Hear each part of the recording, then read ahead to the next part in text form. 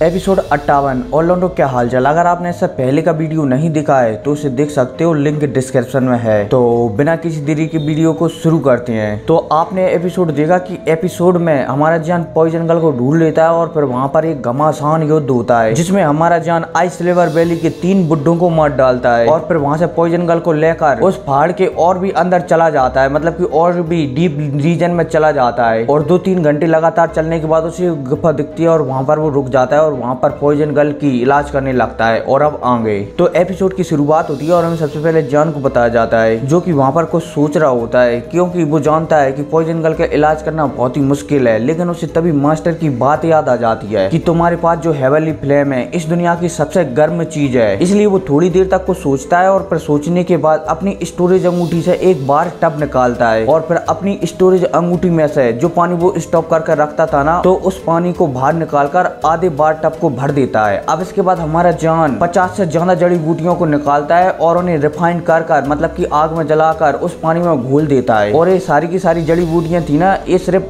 आग वाली जड़ी बूटियां थी। अब इतने में हमारा जान जिंगलिंग से कहता है कि पॉइजन गर्ल के कपड़े उतारकर इसे पानी में लेटा दो। और वहीं हमारा जान चलता है तो वो अपना मुंह फेर लेता है। अब इतने में जिंगलिंग चलती है तो पॉइजन गर्ल के कपड़े उतारकर उसे पानी में लेटा देती है। और वहीं जब पॉइजन गर्ल अपने आप को ऐसा देखती है तो उसके चेहरे पर थोड़ी सी मुस्कुराहट आ जाती है, मतलब की शर्म आ जाती है। अब इतने में हमारा जान चलता है तो वो लिटिल फेरी डॉक्टर के पास आ जाता है और आने के बाद वो देखता है कि लिटिल फेरी डॉक्टर के चारों तरफ से, मतलब कि लिटिल फेरी डॉक्टर के चारों तरफ एक आइस फोर्स जमी हुई है और वहीं उस बाथ टब का पानी उस आइस फोर्स को लगातार पिघलाते जा रहा है। अब इतने में हमारा जान लिटिल फेरी डॉक्टर से कहता है कि मैंने जो तुम्हारे लिए लिक्विड बनाया है इससे तुम्हारे शरीर की आइस फोर्स बहुत ही जल्दी निकल जाएगा। अब इतने में हमारा जान अपना हाथ उठाता है और हाथ उठाते ही अपनी उंगलियों में छोटे छोटे ग्लिच फ्रेम की क्लस्टर बनाता है और उसे उस पानी में डाल देता है। और उन क्लस्टर के पानी में जाते ही वो पानी उबलने लगता है और वहीं लिटिल फेरी डॉक्टर को काफी दर्द होने लगता है जिससे उसकी चीखें निकलने लगती हैं। अब इतने में हमारे जान को बताया जाता है जो कि लिटिल फेरी डॉक्टर से कह रहा होता है कि ये प्रोसेसिंग थोड़ा पेनफुल है, लेकिन इससे तुम्हारे अंदर का जो आइस फोर्स है वो पूरी तरह से बाहर निकल जाएगा।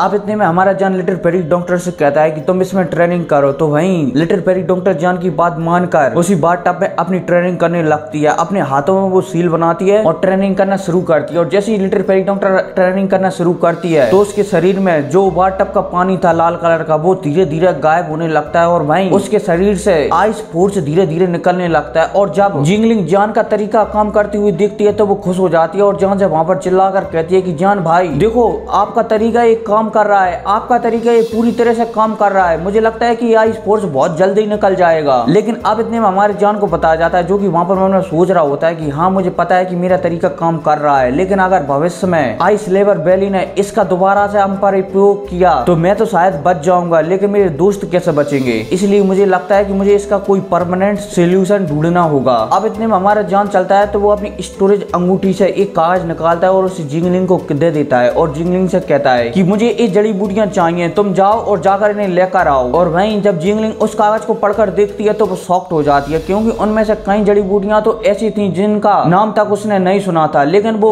हमारे जान से कहती है कि जान भाई आप बिल्कुल भी चिंता मत करो, मैं बहुत जल्द इन जड़ी बूटियों को ले आऊंगी। हालांकि मैंने कुछ जड़ी बूटियां को तो नाम भी नहीं सुना है, लेकिन मैं पूरी कोशिश करूंगी इन्हें हासिल करने की। और तो और अगर मुझे ये जड़ी बूटियां नहीं मिली तो मैं मेरे क्लैन के पास जाऊंगी और वहां से लेकर आऊंगी। अब इतने में हमारा जान चलता है तो वो अपने डेवन पपेट को ऑर्डर देता है कि जाओ जाकर जिंगलिंग की रक्षा करना। और वहीं जिंगलिंग से कहता है कि मुझे उम्मीद है कि तुम अपना भेष बदल लो और इस डेवन पपेट का भी भेष बदलवा दो ताकि इस पर और तुम पर किसी भी प्रकार का किसी पर ध्यान न जाए। तो वहीं जिंगलिंग चलती है तो वो जान की बात मान लेती है और वहां से चली जाती है भेष बदलकर। अब इसके बाद 4 दिन गुजर जाते हैं और इन 4 दिनों में पॉइजन गर्ल लगातार ट्रेनिंग कर रही होती है। और वहीं हमारा जान जब भी उस बाथ टब की जड़ी बूटियां खत्म हो जाती थी तो जान चलता था तो दोबारा से कुछ आग वाली जड़ी बूटियों को उसमें डाल देता था। अब देखते ही देखते कुछ समय और गुजरता है और वहीं लिटिल फेरी डॉक्टर का चेहरा पीला पड़ने लगता है। तो जान चलता है तो उसमें थोड़ी सी और ज्यादा फ्लेम बढ़ा देता है, जिस वजह से लिटिल फेरी डॉक्टर का चेहरा लाल पड़ जाता है। अब इतने में लिटिल फेरी डॉक्टर वहां पर उल्टी करती है और उल्टी में एक बर्फ का क्रिस्टल बाहर निकालता है। और जैसे वो बर्फ का क्रिस्टल बाहर निकालता है तो वो तेजी से एक दीवार से टकरा जाता है, जिस वजह से उस दीवार पर एक मोटी बर्फ की परत चढ़ जाती है और वहीं उस क्रिस्टल के बाहर निकलते ही लिटिल फेरी डॉक्टर पहले जैसी नॉर्मल हो जाती है और उसका चेहरे पर दोबारा से चमक आने लगती है और धीरे धीरे एक पल बाद लिटिल फेरी के चेहरे पर दोबारा से चमक आ जाती है और वो दोबारा से बहुत ही ब्यूटीफुल और बहुत ही सुंदर लगने लगती है। और अगर कोई भी उसे वहाँ पर देखता तो उसे एक ही पल में लिटिल फेरी डॉक्टर से मोहब्बत हो जाती। और हाँ, ये सब मैं नहीं कह रहा, ये सब लेखक नहीं लिखा है, ठीक है। नहीं कहो कि भाई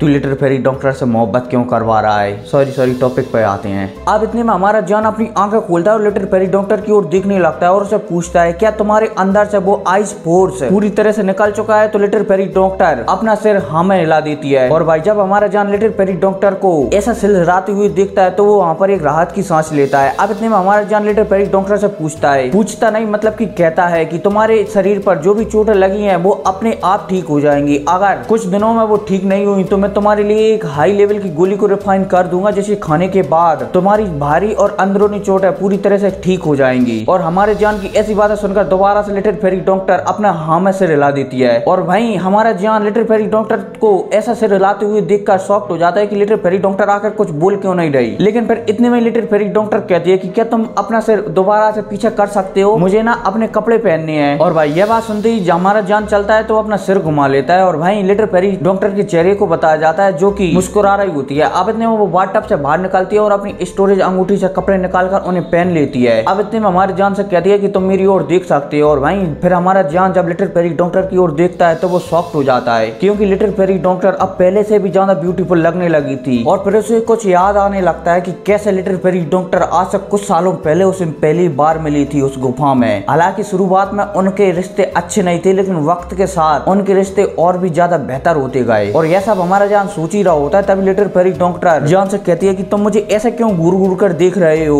तो वहीं हमारा जान असलियत में आता है और लिटिल फेरी डॉक्टर के पास आकर उसका हाथ पकड़कर अपनी आंखों को बंद कर लेता है और उसके शरीर में देखने लगता है कि क्या चल रहा है। जान की 5 मिनट तक जांच चलती है और 5 मिनट बाद जान अपनी आंखें खोलता है और लिटिल फेरी डॉक्टर से कहता है कि अब तुम पहले से ठीक हो, एक काम करो एक गोली खा लो। और यह कहती हमारा जान लिटिल फेरी डॉक्टर को एक गोली दे देता है और वहीं लिटिल फेरी डॉक्टर चलती है तो उस गोली को खा लेती है। अब इतने में हमारा जान लिटिल फेरी डॉक्टर से पूछता है कि मुझे बताओ कि तुम्हारी पॉइजन बॉडी कैसी है और उसे इरप्ट होने में कितना समय लगेगा। तो वहीं लिटिल फेरी डॉक्टर कह देती है कि मुझे लगता है कि अभी भी मुझे इस पर कंट्रोल करने में 3 से 4 महीने लग सकते हैं। मतलब कि 4 महीने बाद शायद ये बॉडी मेरी पूरी तरह से इरप्ट हो जाए और शायद फिर मैं इस पर कंट्रोल ना पा सकूं। अब इतने में हमारा जान कहता है कि तुम चिंता मत करो, मैं 3 से 4 महीने के अंदर ही अंदर लेवल 7 का वो पत्थर ढूंढ लूंगा। अब इतने में पॉइजन गर्ल को कुछ याद आता है और फिर वो जान से कहती है कि तुम लेवल 7 के जहरीले पत्थर के बारे में बात कर रहे हो। तो हमारा जान कह देता है कि हाँ मैं उसी के बारे में बात कर रहा हूँ। अब इतने में इस बात पर लिटिल फेरी डॉक्टर कहती है कि आज से कुछ दिनों पहले इस माउंटेन पर मैं जब छुपने के लिए आई थी आइस लेवल वैली से,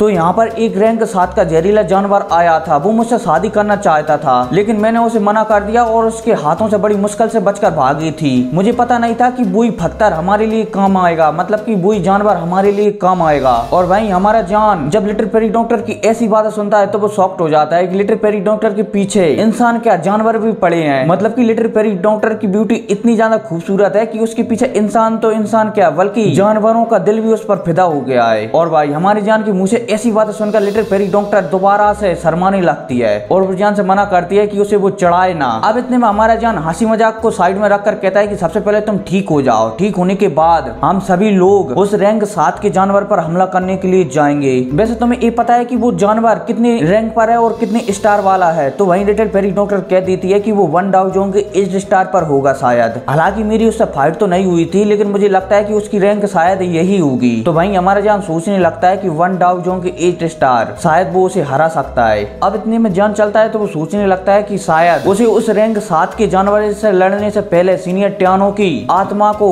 एक बॉडी के अंदर डाल देना चाहिए। और कहती है वो अपनी स्टोरेज अंगूठी में चीजों को छानने लगता है लेकिन उसे पता चलता है कि उस पर एक चीज मिसिंग है और वो है रैंक 7 के जानवर का ब्लड। इसलिए वो कहता है कि कोई नहीं, मैं अब रैंक 7 के जानवरों को मारने के बाद सीनियर टियानो की आत्मा को शरीर के अंदर डालूंगा। अब इसी के साथ एक दिन गुजर जाता है और फिर हमारे जान को उसी गुफा में बैठा हुआ बताया जाता है और वो वहाँ पर अपनी शर्ट उतार कर ट्रेनिंग कर रहा होता है। और वो क्या कर रहा होता है, वो कर रहा होता है अपनी छाती पर जो मार्क था ना काले कलर का, उसे पिघलाने की कोशिश कर रहा होता है, मतलब कि उसे रिफाइन कर रहा होता है। अब देखते ही देखते यहाँ पर आधा घंटा हो जाता है और वहीं लिटिल फेरी डॉक्टर हमारे जान को लगातार देख रही होती है इसी बीच में। और आधे घंटे बाद जब हमारा जान उस एनर्जी को पूरी तरह से बाहर निकालता है और उस एनर्जी को वापस लेने वाला होता है तो हमारा जान चलता है तो अपनी हेवनली फ्लेम को भी बाहर निकालता है। और बाहर निकालने के बाद जो एनर्जी हमारे जान ने कुछ समय बाहर निकाली थी उस काले कलर के मार्क से उसका जहर हमारा जान अपनी हेवनली फ्लेम से जलाने लगता है। और वहीं हमारा जान ऐसा करने लगता है तो लिटिल फेरी डॉक्टर चलती है तो वो उस गुफा से बाहर जाकर उस गुफा की ओर आकर्षित होने वाले जानवरों को गुफा पे ही रोक देती है। और वहीं हमारा जान चलता है तो